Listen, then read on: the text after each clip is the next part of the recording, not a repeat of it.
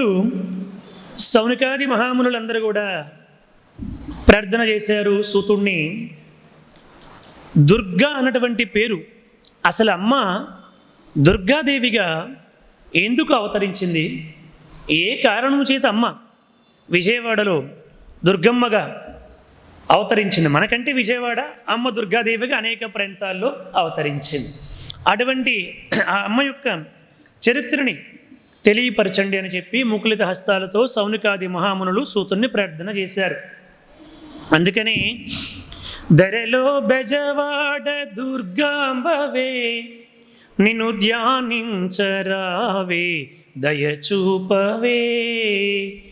దరెలో బెజవాడ దుర్గాంబవే నిన్ను ధ్యానింపరావే దయచూపవే అంటూ భక్తులందరూ కూడా అమ్మని ఎంతో భక్తితో ఆర్తితో ప్రార్థన చేస్తూ ఉంటారు ఆ దుర్గమ్మని.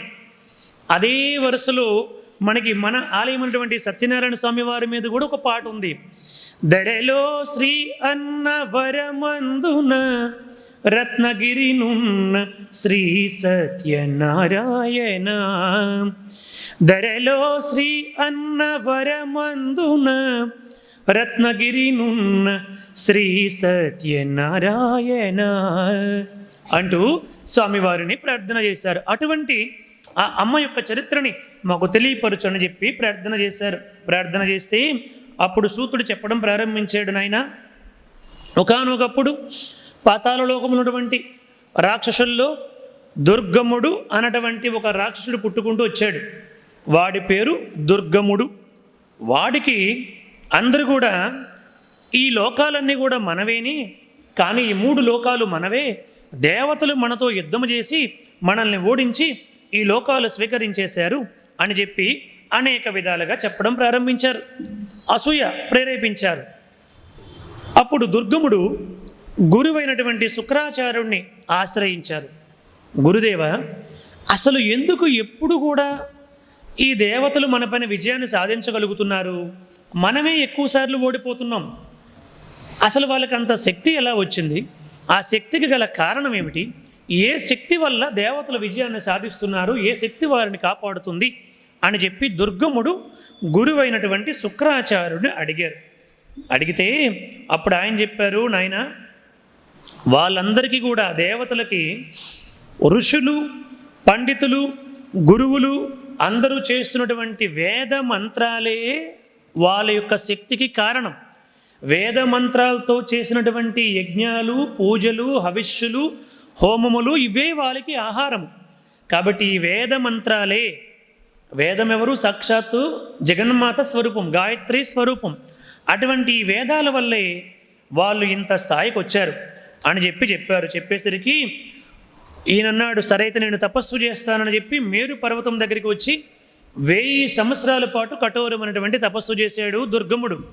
ఓహో, వీళ్ళందరికీ ఇంత శక్తి రావడానికి ఈ వేదాలు కారణమా అని చెప్పి ఆ లోపల ఆ కక్ష పెట్టుకొని దేవతల పైన భయంకరమైనటువంటి తపస్సు 1000 సంవత్సరాల పాటు చేశాడు. బ్రహ్మదేవుడు ప్రత్యక్షమయ్యాడు. ఒరే నాయన, ఎంత గొప్ప తపస్సు చేసేవరా, అసలు నీ దేహం ఏది కూడా కనిపించడం లేదు, శుష్కించిపోయింది, మొత్తం కూడా పురుగులన్నీ కూడా తినేసాయి నీ దేహాన్ని, కేవలం ఎముకల గూడు మాత్రమే ఉంది, ఎంత గొప్ప తపస్సు చేసావు, ఏమి కావాలో కోరుకో అని చెప్పి బ్రహ్మదేవుడు ప్రత్యక్షమయ్యాడు. ప్రత్యక్షమైతే వీడు బాగా ఆలోచన చేసి ముందేమో ఎప్పటిలాగే అందరూ రాక్షసులు అడిగేలాగే అనేక వరాలు కోరారు, అవేవి సాధ్యపడదు, నీకేం వరం కావాలో కోరుకో అని చెప్పంటే వాడు ఒకటే అన్నాడన్నమాట. ఫైనల్గా భూలోకములు, ఈ 3 లోకాల్లో ఎవరెవరికైతే ఋషులకి, గురువులకి, పండితులకి, మనుషులకి, ఇంక ఎవరెవరెవరెవరికైతే వేద మంత్రాలన్నీ కూడా వచ్చో వాళ్ళందరూ కూడా తక్షణమే ఆ వేద మంత్రాలన్నీ కూడా మర్చిపోదురుగాక. మొత్తం అందరూ కూడా వేదాలను మర్చిపోవాలి. ఆ వేదాలన్నీ కూడా నాలోకి వచ్చేయాలి, అవన్నీ కూడా నాకు రావాలి, వాళ్ళందరూ కూడా మర్చిపోవాలి, నాకు మాత్రమే వేద మంత్రాలన్నీ కూడా తెలియాలి, నాకే గుర్తుండాలి అని చెప్పి కోరుకున్నాడండి. ఎటువంటి విచిత్రమైన రాక్షసులు పుడుతూ ఉంటారో చూసుకోండి. ఆ దుర్గముడు అలా కోరగానే బ్రహ్మదేవుడు చేసింది లేక మరి తపస్సు చేశాడు కదా, మరి వరాన్ని ఇవ్వాలి తప్పదు. సరేనాయనా, తదాస్తు, జాగ్రత్తగా ఉండు అని చెప్పి హెచ్చరించి బ్రహ్మదేవుడు అంతర్ధానం అయిపోయాడు. ఇంకా అయ్యేసరికి ఇంకా మొత్తం అందరూ ఉన్నవాళ్ళు ఉన్నట్లుగా వేదం మర్చిపోయారన్నమాట. సహస్రశీరిష పురుష అన్నటువంటి వాడు తర్వాత ఏమిటో గుర్తు రావట్లే. తర్వాత ఏమిటి అని పక్క వాళ్ళు అడగడం మొదలుపెట్టారు. ఇంకా ఇలా ఎవరికి వాళ్ళే ఓం నమో భగవతే రుద్రాయ తర్వాత ఏమిటి అని ఆగిపోతున్నారు. ఎక్కడ వాళ్ళు అక్కడ. ఈ లోకంలో ఎంతమంది గురువులు పండితులు ఎంతమంది ఋషులు ఎంతమంది ఉన్నారు కదా, ఎక్కడ వాళ్ళు అక్కడ సర్వాన్ని కూడా మర్చిపోయి తర్వాత ఏమిటి నాకు తెలీదు నీకు తెలీదు మొత్తం అందరూ కూడా వేద మంత్రాలు మొత్తం మర్చిపోయారు అన్నమాట. 3 లోకాల్లో ఇంకా ఎవరికైనా ఒకవేళ వచ్చినటువంటి వాళ్ళు ఎక్కడైనా గుప్తముగా ఉంటే వాళ్ళు కూడా మర్చిపోవాలని కోరుకున్నాడు కదా, సమస్తం కూడా మర్చిపోయారండి. అంతే మర్చిపోయేసరికి ఇంకా విజృంభించడం మొదలుపెట్టారు వీళ్ళు దేవతలపైన యుద్ధానికి. ఇంకా ఇంద్రుడు ఇంకా వీడు ఎంత చక్కగా ఇది చేశాడంటే ఇంకా మన వల్ల కాదని చెప్పి అప్పచెప్పేసి వెళ్ళిపోయాడన్నమాట. ఈ 3 లోకాలు కూడా వీడే స్వాధీనం చేసుకొని వేలడం ప్రారంభించాడు. ఇప్పుడు ఏం చేయాలి మరి? వేదాలంతా ఆగిపోతే యజ్ఞాలు ఉండవు, యజ్ఞాలు లేకపోతే దేవతలకి హవిస్సులు వెళ్ళవు, హవిస్సులు లేకపోతే వర్షాలు పడవు, వర్షాలు పడకపోతే పంటలు పండకపోతే భూమి అంతా కూడా సర్వనాశనం అయిపోద్ది. ప్రజలందరూ కూడా అనేక ఇక్కట్లకు గురి అవుతారు. కాబట్టి ఇప్పుడు వీళ్ళందరూ కలిసి బ్రహ్మదేవుడి దగ్గరికి వెళ్ళారు. బ్రహ్మదేవ ఏమిటి ఇదంతా కూడా మేము వేదాలు ఇలా మర్చిపోయాం ఏమిటంటే, బ్రహ్మదేవుడు అన్నాడు, నాయన వాడు తపస్సు చేశాడు, తపస్సు చేసిన వాడు ఏది కోరుకుంటే అది ఇవ్వడము ధర్మము, కాబట్టి నేను ఇచ్చాను అని చెప్పని పదండి నాకున్నటువంటి కొద్దిపాటి శక్తితో మిమ్మల్ని కేదారానికి తీసుకుని వెళ్తాను, అక్కడ మీరు అమ్మని ప్రార్థన చేయండి అని చెప్పి బ్రహ్మదేవుడు తన శక్తితో దేవతలందరినీ కూడా కేదారానికి తీసుకుని వెళ్ళాడు. అప్పుడు వీళ్ళకి మంత్రాలు రావు కదా, ఎంతకు పూర్వం అంటే అద్భుతంగా అమ్మను స్తుతించేవారు. ఇప్పుడు స్తోత్రాలు చేయడానికి ఏమి కూడా రావట్లేదు, కేవలం మాటలతో అమ్మ దయతో అనుగ్రహించు అని ఇంత గొప్ప ఋషులు, ఎంత గొప్ప దేవతలు, పండితులు, బ్రాహ్మణోత్తములు అందరూ కూడా మాటలతో అమ్మని ముకుళిత హస్తాలతో ప్రార్థన చేశారు. అప్పుడు అమ్మ వారందరి ముందు దేదీప్యమానముగా వెలిగిపోతూ అక్కడ ప్రత్యక్షమయ్యి నాయన ముందు మీరందరూ కూడా ఏం జరిగిందో నాకు తెలుసు, ముందు మీరు భోంచేయండి అని చెప్పి అమ్మ అనేక శాఖములుగా వాళ్ళందరికీ కూడా మంచి నవరకాల భోజనాలన్నింటినీ కూడా నవరకాల పిండి వంటలతో భోజనాలు పెట్టింది అమ్మ. ముందు సంతృప్తిగా కడుపు నిండా ముందు భోంచేయండి, చాలా రోజులుగా భోజనం లేక అల్లాడిపోతున్నారు కదా, అందుకని అమ్మ శాఖములతో అందరికీ భోజనాన్ని పెట్టింది. కాబట్టి ఆనాటి నుంచి అమ్మకి ఏమన్నారు, శాకాంబరి అని చెప్పి అన్నారు. అమ్మవారికి గట్టిగా కరతాళధ్వనులు చేయండి. శాకంబరి అయ్యింది అమ్మ. అలా శాకములతో అందరికీ కూడా ముందు కడుపు నిండా భోజనం పెట్టింది అమ్మ. తర్వాత ఇప్పుడు వీళ్ళందరికీ కూడా అమ్మ జరిగినటువంటిది నీకు తెలుసు, మేము వేదాలన్నీ కూడా మర్చిపోయాము, కాబట్టి ఇప్పుడు నువ్వు ఎలాగైనా సరే వాడిని సంహరించి వాడిలో ఉన్నటువంటి ఆ వేదాలను మరలా మాకు అందించు అని చెప్పన్నారు. వాళ్ళు పుష్టిగా భోంచేశారు కదా, ఇంకా కొంచెం శక్తి వచ్చింది. అమ్మని జాగ్రత్తగా మాటలతో ప్రార్థించగలిగారు, మంత్రాలు రావు. వాళ్ళు భోజనం చేశారు. ఎందుకంటే ఆ రోజుల్లో ఎవరు కూడా కాకరకాయని, దొండకాయని, బెండకాయని, చిక్కుడుకాయని కాశీలో వదిలిలే. చాలామంది కాశీలో వదిలేస్తారు కదా, దొండకాయ కాశీలో వదిలేసేయమండి, బెండకాయ వదిలేసేయమండి, చిక్కుడుకాయ వదిలేసేయమండి. కాశీలో వదలాల్సింది బెండకాయ, చిక్కుడుకాయ, ఆవకాయ, పుచ్చకాయ ఇవి కాదండి. వదలాల్సింది మనసులో ఉన్నటువంటి కుళ్ళు కుతంత్రాలు వదలాలి. అవి మాత్రం వదలం, ఇవి మాత్రం వదిలేస్తాం కదా. వదలాల్సింది అది, అవి మాత్రం వదలం, వాటిని మాత్రం పట్టుకుంటాము. ఎవరు వదలమన్నారండి? ఆ కాయ వదిలేసేమో, ఈ కాయ వదిలేసేమో, కాకరకాయ వదిలేసేమో, జాంకాయ వదిలేసేమో. హాయిగా పుష్టిగా తినమనే భగవంతుడు ఇవన్నీ పెట్టాడు, వదిలేమని కాదు. వదలాల్సినటువంటివి దుర్గుణాలు, వాటిని పెట్టుకుని కాయలు వదిలేస్తే ఏమీ ప్రయోజనం లేదు. సరే, మొత్తానికి వాళ్ళు వదలలేదు కాబట్టి ప్రశాంతంగా అన్నీ బాగా తిన్నారు. అమ్మ వాడి దుర్గముడులు ఉన్నటువంటి వేదాలన్నీ కూడా మరలా మాకు వచ్చేలాగా చేయి, వాడిని సంహరించు తల్లి అని ప్రార్థన చేశారు. అంతే, అమ్మ ఒక్కసారి గొప్ప వికట అట్టహాసం చేసింది. అంతే, ఆ దుర్గముడి యొక్క కోట అంతా కూడా గడగడగమన ఊగిపోయి వాడు వచ్చి కింద పడ్డాడు. ఏమిట్రా, ఎవరా సింహనాదం చేసినటువంటి వాళ్ళు అని ఒక దూతను పంపించాడు. ఈ దూత వచ్చి ఈ దేవతలందరూ అమ్మని ప్రార్థన చేయడం చూసేసి వెళ్ళి చెప్పారు, దుర్గమ్మ ఎవరో ఒక మహాశక్తి ఉంది కేదారము దగ్గర, దేవతలు ఋషులు అందరూ కూడా అక్కడికే చేరారు, ఆవిడని ఏదేదో ప్రార్థన చేస్తున్నారు వీళ్ళందరూ కలిసి. ఆవిడ సింహవాహనంపై వచ్చి ఉంది, ఆవిడ మాత్రం చాలా సుందరముగా ఉంది, ఆవిడని ఎలాగైనా నీవు పెళ్లి చేసుకుంటే నీకు బాగుంటుంది అని చెప్పి సలహా ఇచ్చారు. సలహా ఇస్తే దుర్గమ్ముడు అక్కడి నుంచి బయలుదేరి అమ్మ దగ్గరికి వచ్చాడు. సుందరి, మహా సుకుమారంగా ఉన్నావు, నాతో యుద్ధము నీకెందుకు, కాబట్టి నన్ను వివాహం చేసుకో, ఇద్దరము కలిసి ఆనందంగా గొప్ప భోగాలు అనుభవిద్దాం అని చెప్పి అన్నారు. ఈ రాక్షసుల బుద్ధి ఎప్పుడు ఇలాగే ఉంటుంది.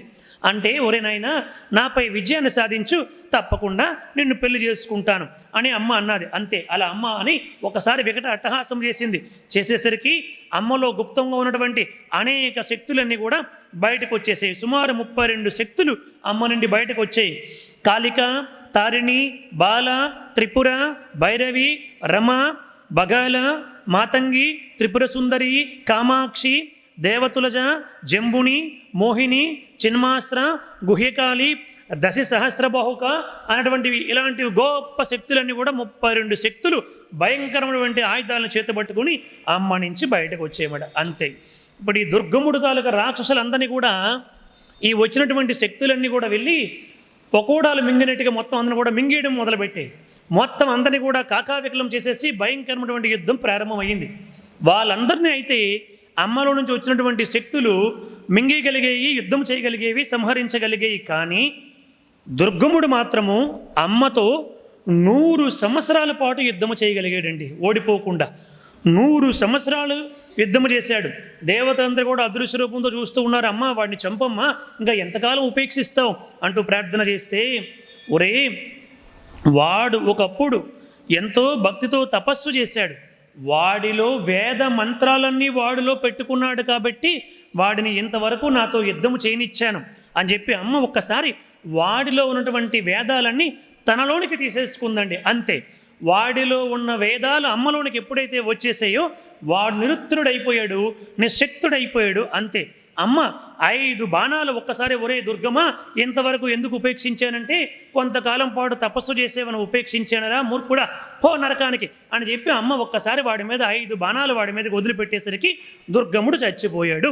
ఇలా దుర్గమాసుడు చంపింది కాబట్టి అమ్మని ఆనాటి నుంచి దుర్గమ్మ అని అన్నారన్నమాట. ఇది ఇంకా దేవతలందరూ కూడా అమ్మని విశేషంగా స్తోత్రాలు చేశారు. ఎప్పుడైతే అమ్మలోకి మంత్రాలు వచ్చేసాయో అమ్మ వీళ్ళకి ఆ మంత్రశక్తులన్నీ కూడా ఇచ్చేసింది. వేదాలన్నీ మరలా ఋషులకి, పండితులకి, బ్రాహ్మణోత్తములకి, దేవతలకి, అందరికీ ఎవరెవరైతే అంతకు పూర్వం ఆయా మంత్రాలు అనుష్ఠానం చేశారో వాళ్ళందరికీ మరలా ఆ మంత్రాలు వచ్చేసాయి. ఈ విధముగా అమ్మ దుర్గ అయ్యింది. అమ్మ అన్నది, ఈ దుర్గా నామముతో ఎవరైతే నన్ను పూజిస్తారో వాళ్ళందరికీ కూడా నేను సర్వకాల సర్వావస్థలందు కూడా కాపాడుతాను. దుమ్ అంటే పాపము, దుర్గా అంటే పాపముల నుంచి తొలగించినటువంటిది అని మరొక అర్థం వస్తుంది. అందరికీ కూడా ఆహారాన్ని అందించి శాకంభరి అయ్యింది, శతాక్ష అయ్యింది. ఇలా అమ్మకి అనేక పేర్లు వచ్చాయి. అటువంటి అమ్మ దగ్గర దసరా రోజు మనం ఇవ్వాల్సినటువంటిది ఏమిటంటే, జంతువులని బలి ఇవ్వడము కాదు దుర్గమ్మ దగ్గర ఇవ్వాల్సినటువంటిది. అజ్ఞానముతో, అమాయకత్వంతో మన అందరం కూడా మూగ ప్రాణులను తీసుకొని వచ్చి అమ్మకి ఈ గొర్రెలంటే ఇష్టము, బర్రెలంటే ఇష్టము, మేకలంటే ఇష్టం అని చెప్పి వాటిని చంపేసి బలి ఇస్తున్నాము. ఇది మహాపాపం అని చెప్పి మనకి శాస్త్రాలు, పెద్దలు, గురువులు, పండితులు, పురాణాలు చెబుతున్నాయి. ఇవ్వాల్సినటువంటిది మనలో ఉన్నటువంటి కామ, క్రోధ, లోభ, మోహ, మద, మాత్సర్యమైనటువంటి దుర్గుణాలు ఇవ్వాలి. వీటికి అనుసంధానమైనటువంటి అనేక లక్షల దుర్గుణాలు మనలో ఉన్నాయి. అటువంటి దుర్గుణాల్ని అమ్మ ముందు బలి చేయాలని, కానీ మోగ ప్రాణులని కాదు అని చెప్పి చెప్పడం జరిగింది. జై బోలో దుర్గామాతాకి, దుర్గామాతాకి, దుర్గామాతాకి. Thanks for watching. Please comment, like, share and subscribe our channel.